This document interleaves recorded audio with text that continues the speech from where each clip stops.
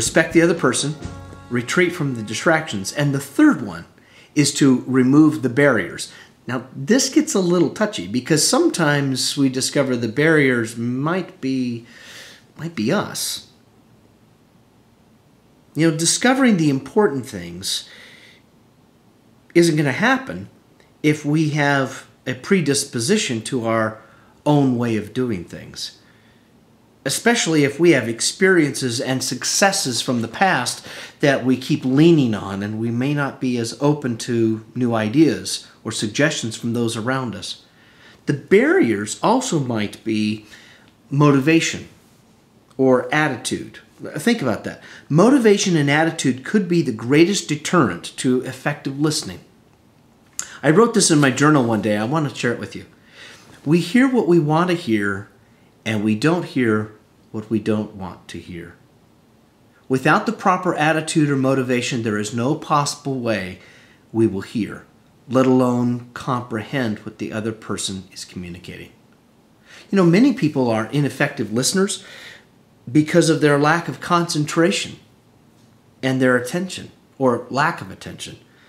One of the greatest deterrents that we have to listening, really listening, is that our concentration is broken and our attention is focused on more mistaken assumptions that we can do two things at the same time. I can talk to you while listening to something else or someone else. Or maybe reading my emails while you're trying to. It doesn't work. We both know that. Former Chrysler chairman Lee Iacocca wrote, "Listening can make the difference between a mediocre company and a great one." Are you building a great company? Are you becoming a great leader? Are you developing great people? Listening is going to be the key.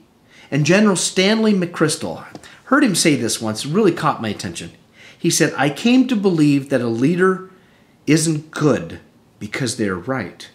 They're good because they are willing to learn and to trust." You know, the department worker, that person who's on the front line, who's actually doing the job, probably has more insight than the leader, the executive. So, are there some barriers that maybe you and I need to remove? We need to pay attention to those, and once we've identified them, set them aside and really get focused.